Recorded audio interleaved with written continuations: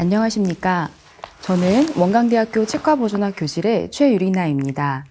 오늘 제가 말씀드릴 주제는 근관치료 시 치관부 밀폐를 위한 근관치료 전 수복입니다. 목차는 이와 같습니다.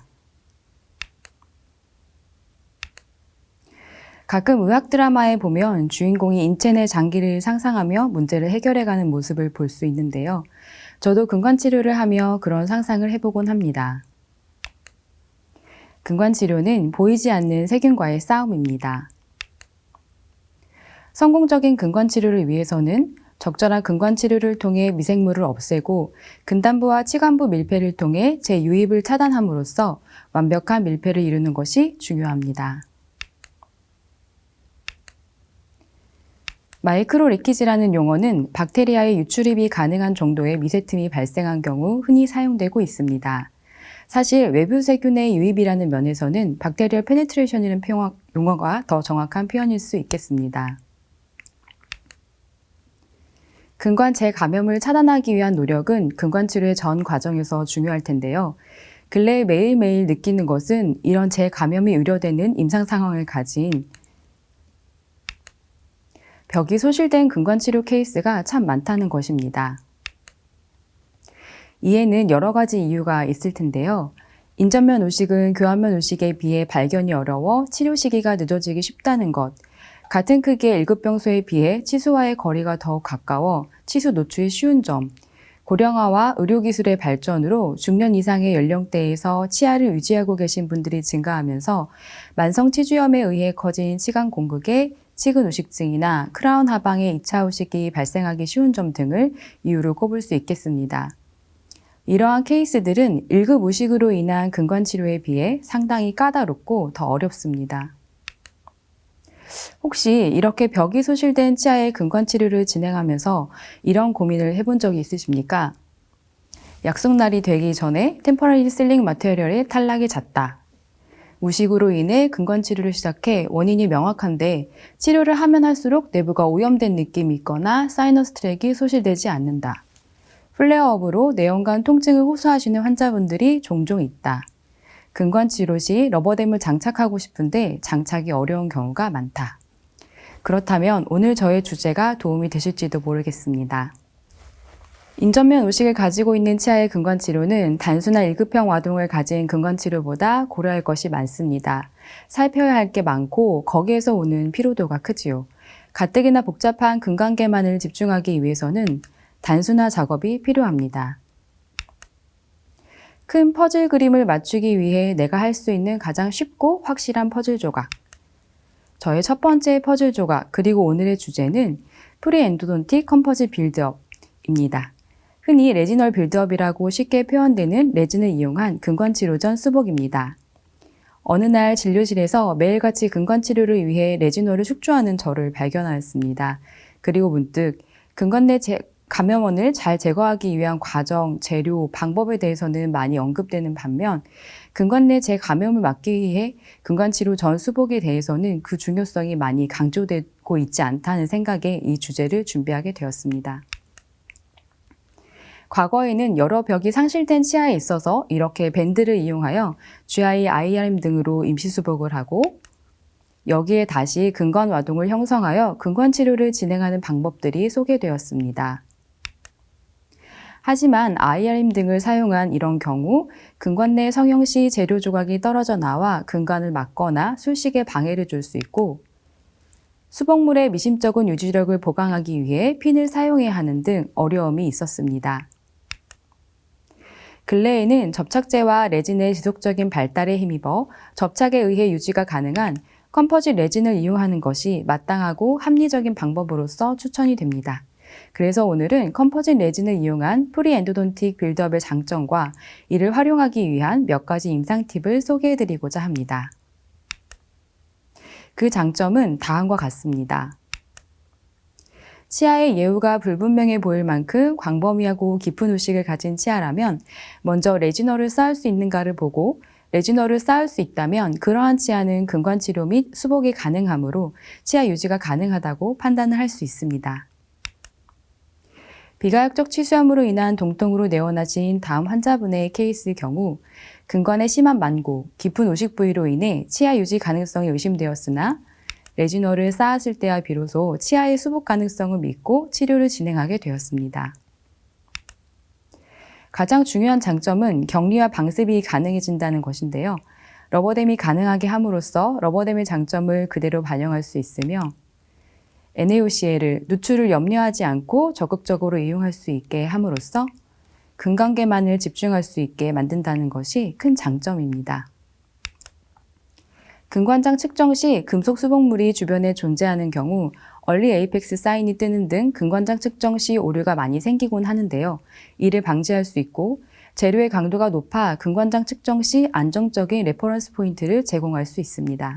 이러한 케이스의 재근관 치료 시 기존 아말감 벽과 하방의 의심스러운 의식을 제거하고 레지널을 쌓은 후 내부 코어 아말감마저 제거하고 재근관 치료를 시행하였습니다. 이로써 아말감 벽으로 인한 근관장 측정 오류 및 기존 수복물 하방의 의심스러운 틈으로 인한 재감염의 우려를 줄일 수 있었습니다. 앞서 말씀드린 바와 같이 IRM, 캐비톤 등과 달리 기구 조작에 의해 재료가 떨어져 나갈 염려가 없습니다. 또한 다음과 같은 장점들이 있는데요. 근관치료 첫날 진료실 시간이 부족한 경우 어쩔 수 없이 이렇게 임시수복을 하기도 하는데요. 이는 장기적으로 치은 건강에 위해하고 다음과 같이 치관부 상실량이 많은 경우 그조차 임시수복물의 유지가 어려울 수 있습니다. 이 케이스에서는 이렇게 레지널을 축조하여 근관치료를 진행하고 있었습니다. 임시수복물은 최소 3.5mm 이상의 두께로 충전하는 것이 추천됩니다. 또한 확실한 실링을 위해 상방으로 갈수록 벌어지는 형태의 1급형 수복이 이루어져야 합니다. 레지널을 축조하지 않은 경우 치은 변연에서 근관 입구까지의 거리가 가깝고 임시수복물의 부족한 유지로 인해 근관의 밀봉이 어렵습니다. 또한 근관치료 후 적어도 한 번은 마주해야 하는 치은 주변에서의 수복을 미리 진행하고 이를 코어 수복 시 이용할 수 있으므로 포스트 코어 술식을 단순화할 수 있습니다. 이상의 내용을 토대로 술자로서 피부로 느끼는 가장 큰 장점은 단순화와 집중을 가능하게 한다는 점입니다. 임상 술식입니다.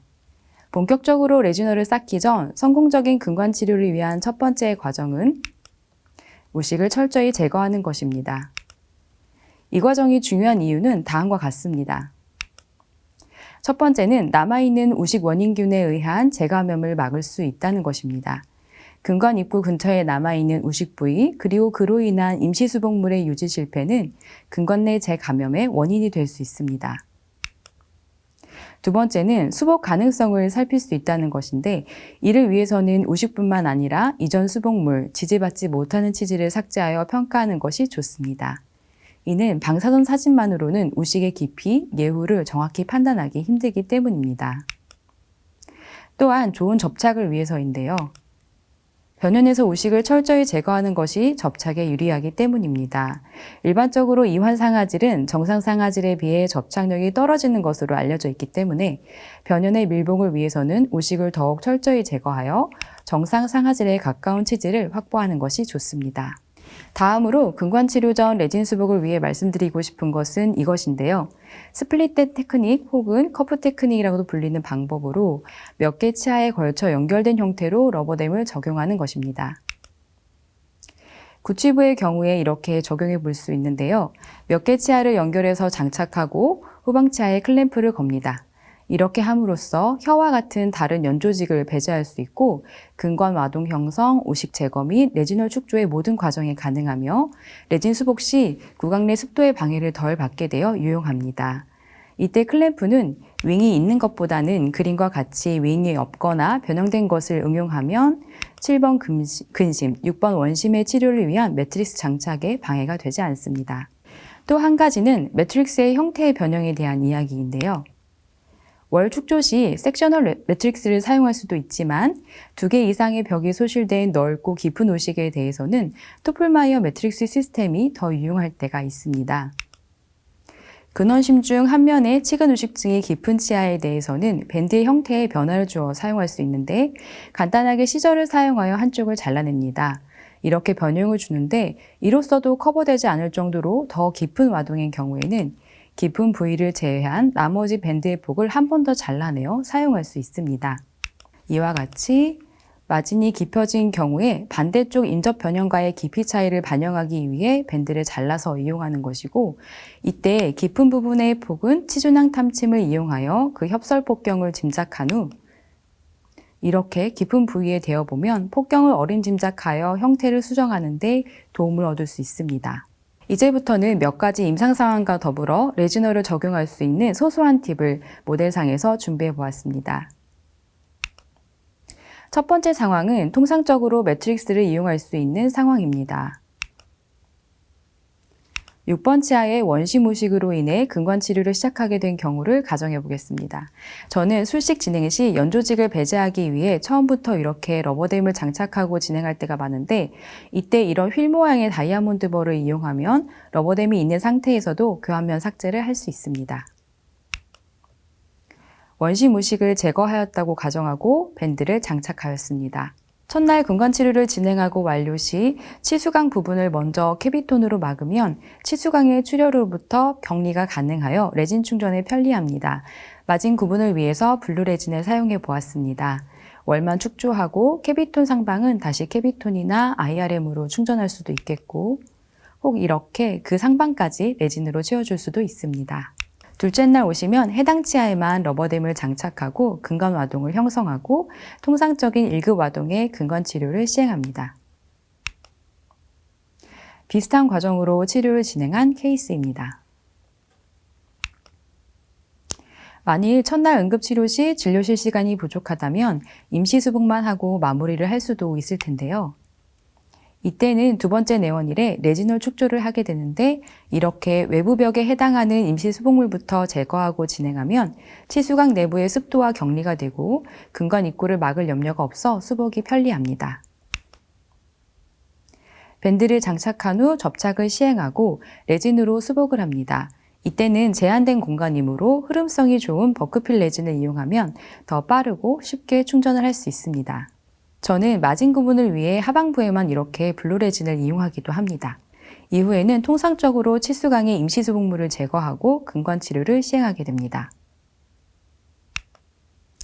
두 번째 경우는 매트릭스를 이용할 수 없어서 코드, 클램프를 이용하는 방법인데, 이때는 레진의 흐름성을 고려해야 합니다. 벽이 이면 이상으로 광범위하고 변연의 깊이가 깊어 매트릭스 유지가 어려운 경우를 가정해 보았습니다. 그런 경우 코드와 클램프를 이용하는 것이 도움이 되는데요. 먼저 코드를 삽입하여 치은 쪽으로부터 치은 열구획과 출혈을 차단합니다.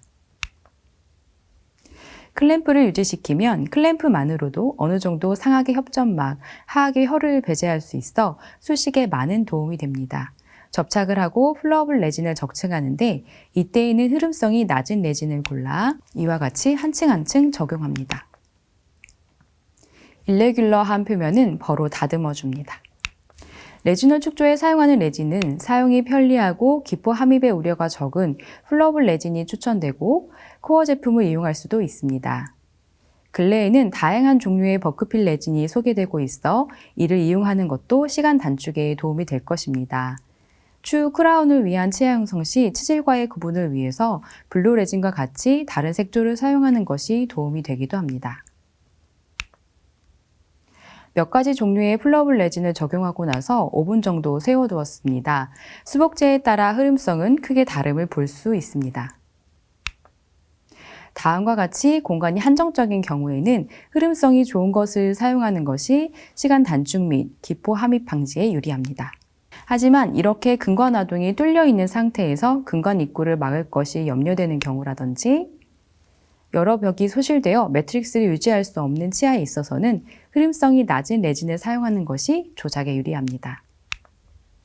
세 번째 상황은 수복제로 인해 근관이 막히는 것을 방지하기 위한 팁을 설명하기 위해 준비했습니다. 간혹 깊은 치경부 병소로 인한 치수 질환으로 근관 치료를 시행하게 되는 경우, 이런 난감한 상황을 자주 마주하게 됩니다. 이런 경우라면 5급 수복을 할 때처럼 코드 패킹을 해주고 테이퍼가 큰 GP콘을 이용하여 근관 입구를 막아 근간 입구에 수복제가 흘러가지 않도록 한 상태에서 수복을 진행할 수 있습니다. 이때 GP콘 대신 테플론 테이프를 이용하여 근간 입구를 막아줄 수도 있습니다. 이후 흐름성이 낮은 플러블 레진을 적용하여 수복을 해주고 다듬은 후 통상적인 경우와 같이 근관 치료를 시행합니다. 만일 첫날에 시간이 없어서 이렇게 임시 수복만 시행한 상태라면 두 번째 내원일에 오급병소의 바깥쪽에 있는 임시 수복물만 제거한 후 통상적인 5급 병소처럼 수복을 시행해 준 후 임시 수복물을 제거하고 근관 치료를 시행하면 편리합니다. 지금까지 프리엔도돈틱 컴포지 빌드업의 장점과 몇 가지 소소한 임상 팁을 말씀드렸는데 마지막으로 이와 관련하여 스스로도 항상 고민되는 몇 가지 질문에 대해 한번 정리를 해보았습니다. 첫 번째는 꼭 컴포지 레지너를 해야 할까 하는 것입니다. 그리 깊지 않고 작은 범위의 인접면 소실로 러버댐의 가니실링만으로도 NaOCl의 사용에 제한이 없고 내부에 감염원의 유입이 별로 없고 근간 치료가 내원 간격이 짧은 경우라면 이런 과정이 생략될 수도 있을 것입니다. 하지만 러버댐을 걸 수 없는 2벽 이상의 넓고 깊은 부위의 벽소실이 있는 감염 근간의 경우 내원 간격이 긴 경우라면 레지널 축조는 필수적입니다. 가장 많이 드는 의문인데요. 코어시 이 레지널을 그대로 사용해도 될까 하는 것입니다. 만일 습도 조절이 잘 되는 상황에서 벽을 축조했다면 이 벽을 그대로 이용할 수 있을 텐데요. 이때라도 다이아몬드 벌을 이용하여 내부를 깨끗하게 정리해 주는 것은 남은 임시 충전물의 잔류물을 제거하기 위해서도 레진 리페어 시 접착에 유리한 면을 만들기 위해서도 필요합니다. 이후 코어와 크라운 수복을 진행합니다. 만일 월을 축조할 때 당시 임상 상황에서 모이스처 컨트롤이 어려웠다든지 월이 미심쩍은 경우라면 어쩔 수 없이 축조한 월을 제거해야 할 텐데요. 코어 수복 전에 완전히 월을 제거하면 코어를 하기 위해 접착을 하는 과정 동안 그 넓은 치수각 면적과 치은 변형 면적에 대해 습도 컨트롤이 어려워 코어의 접착 자체가 실패할 수 있으므로 이때는 기존의 미심쩍은 월을 발갓 쉘만 남겨둔 상태에서 코어 축조에 이용하고 추후 크라운 수복 시 이를 제거할 수 있습니다. 또 많이 드는 의문은 레지널 변연을 크라운 수복 시 노출시켜도 될까 하는 것입니다. 정성껏 한 땀 한 땀 만든 레지널이지만 이는 근관 치료 중 끊임없이 NaOCl에 노출되고 내원간 저자갑에 노출된 에이징을 겪은 변연이 됩니다. 그 어떠한 접착 계면도 모노금속면에 비할 바가 되지 못할 것이므로 마진을 덮어주려는 노력은 언제나 유효하다고 생각합니다. 필요한 경우 치관 연장술을 시행할 수도 있겠습니다. 하지만 이는 또한 다음의 경우에 고려가 다를 수 있다고 생각이 드는데요. 유지형 삭제, 합착의 기본 개념을 가진 금속 수복물의 경우 최대한 마진을 덮어주려고 노력을 하는 것이 좋겠으나 지르코니아 도제와 같이 접착형 시멘트가 필요한 수복물의 경우 깊은 마진에까지 접착이 어려운 경우라면 레지널을 구강 내에 노출시키더라도 변연을 치은 상방에 두어 확실한 변연 형성, 인상 체득, 시멘트 접착의 모든 과정을 잘 이루어내는 것이 전체 치료의 득이 될 수도 있을 것입니다. 이 케이스는 인접면에 레진 수복을 하고 여기에 코어를 한 후 크라운 마진을 치은 상방에 두고 크라운 수복을 진행한 케이스입니다. 마지막은 레지널 비용 청구에 대한 문제입니다. 사실 이 주제를 다루면서 내내 마음이 무거웠던 것은 막상 노력도 시간도 많이 드는 레지널에 대해 비용을 청구하기 힘들다고 하는 여러 선후배들의 이야기 때문이었습니다. 코어 비용조차 내기를 꺼려하는 환자분들이 많은 현실, 근관치료의 저수가와 그에 따른 인식의 문제가 여기에서도 임상의들의 발목을 잡고 있음을 절감할 수 있었습니다. 저희 진료실에서는 따로 레지널 수가를 책정하여 비용 청구를 하고 있으나 이조차 드는 노력에 비해 보상이 적은 것은 어쩔 수 없는 사실입니다. 레지널 축조의 중요성 그리고 거기에 드는 노력과 시간에 대비하여 정당한 비용을 청구할 수 있는 인식 개선과 환경이 마련되기를 기대해 봅니다.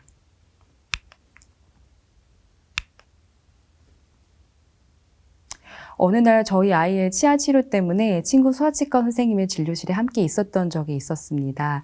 그날 저는 깜짝 놀랐습니다. 아이를 이런저런 말로 달래고 어르며 진료하는 친구를 보는데 그 광경이 한 발짝 멀리에서 보니 한편의 풍경화처럼 너무 평온해 보이는 것이었습니다. 진료를 무서워하며 저항하는 아이와 1분 1초의 시간과 수십만 RPM의 핸드피스와 센티미터의 공간에서 마이크로 세계에 대한 의지와 싸우고 있을 친구의 진료하는 모습이 1미터 밖에 오후에 창가에서 보니 너무 평온해 보이더군요. 그 순간 진료를 하다가도 문득문득 마운드에 홀로 선 투수와 같은 결연하면서도 그 오롯한 외로움이 왜 몰려드는지 알 것 같은 생각이 들었습니다. 마이크로미터의 과학을 꼼꼼함이라는 일상의 용어로 임상에 녹여내야 하는 치과의사의 숙명 속에서 그 모든 긴장을 일상화하며 매일의 싸움을 견뎌내신 선생님들, 오늘도 고생하셨습니다. 하루의 보상과 같은 늦은 저녁 시간까지 이 채널을 구독하고 계신 선생님들께 오늘 저의 부족한 강의가 조금이라도 도움이 되었으면 좋겠습니다. 감사합니다.